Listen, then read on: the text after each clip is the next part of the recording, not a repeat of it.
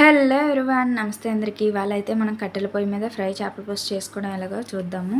దానికోసం మీకు కావాల్సిన చేపలు మార్కెట్ నుంచి తెచ్చుకొని దాంట్లో కల్లుప్పు పసుపు వేసుకొని బాగా క్లీన్ చేసుకోవాలి.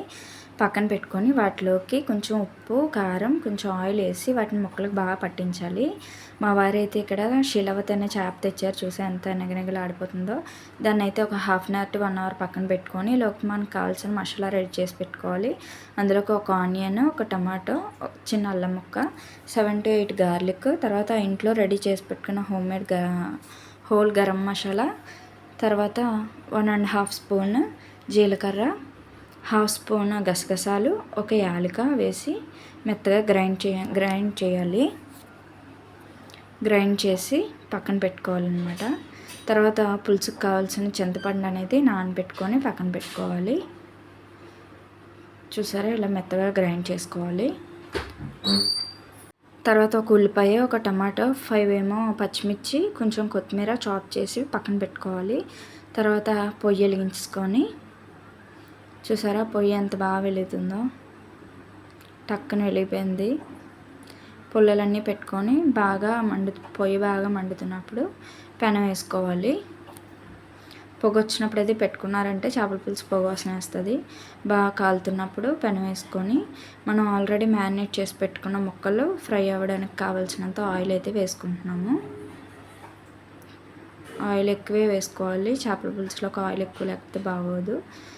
ఆయిల్ బాగా వేడెక్కినాక ముక్కలు అనేవి యాడ్ చేసుకోవాలి. ఈ ముక్కలు బాగా కాలిన తర్వాత వేగిన తర్వాత అటు ఇటు తిప్పాలన్నమాట. లేదంటే పెనానికి అంటుకుపోయి ముక్కలుగా చెదిరిపోతాయి, బాగా రావు. చూసారా బాగా ఎంత బాగా వేగుతున్నాయో. నేను ఆల్రెడీ ముక్కలు అనేవి ఫ్రై చేసి పక్కకు తీసుకున్నాను. ఇంకా కొన్ని వేగుతున్నాయి. ఎంత బాగా వేగాయో చూసారా. మీరు ఇలా ఎప్పుడు చేపల పులుసు ట్రై చేయలేనట్టయితే ఇలా ట్రై చేయండి, చాలా బాగుంటుంది.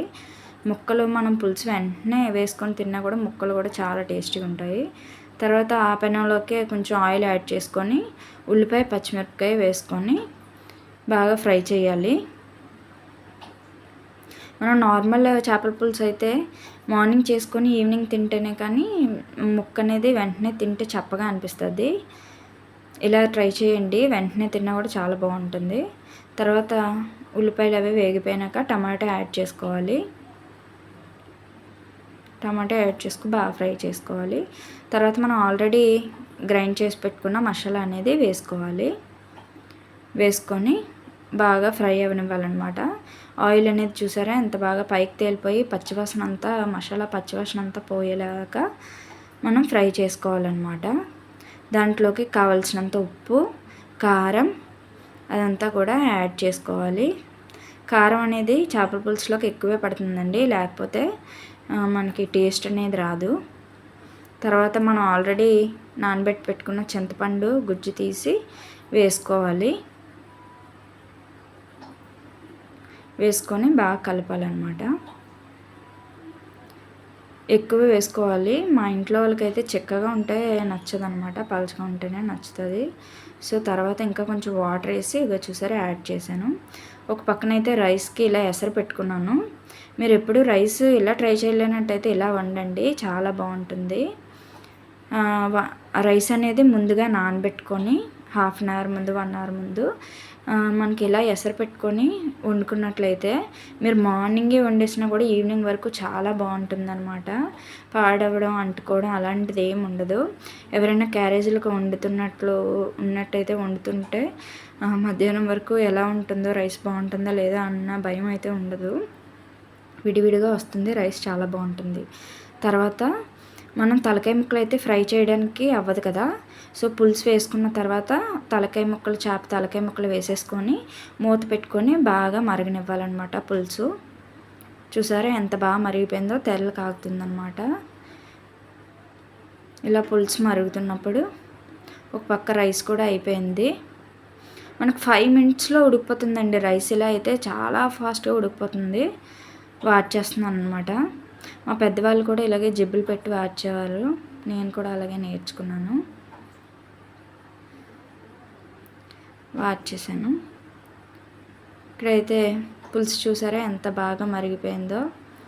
తర్వాత మనం ఆల్రెడీ ఫ్రై చేసి పెట్టుకున్న ముక్కలు అయితే యాడ్ చేసుకోవాలి. ఈలోపు మా ఇంటి వెనక మా ఆడపడుచు వచ్చింది. మాకు ఆకలి వేసేస్తుంది అనమాట. సరే ఫ్రై చేసిన ముక్కలు ఉన్నాయి కదా, ట్రై చేద్దాము ఎలా ఉన్నాయో చూద్దాం అని చెప్పి చూసాము. చాలా టేస్టీగా ఉన్నాయి. వాటిని ఇంకా పులుసులోకి యాడ్ చేసుకున్న తర్వాత మంట అయితే తగ్గించేసుకోవాలి. చిన్న మంట మీద పులుసు మరగనిస్తే చాలా టేస్టీగా ఉంటుంది. ఫైనల్గా కొత్తిమీర అయితే యాడ్ చేసుకొని దించేసుకుంటే నా సామిరంగా అద్భుతంగా ఉంటుందన్నమాట. వేడి వేడి అన్నంలో పులుసు ఒక గంట తర్వాత వేసుకొని తిన్నారంటే నవ్వుతో నా భవిష్యత్ అన్నట్టు ఉంటుంది. సరే అండి, ఉంటా అయితే మరి. బాయ్. డోంట్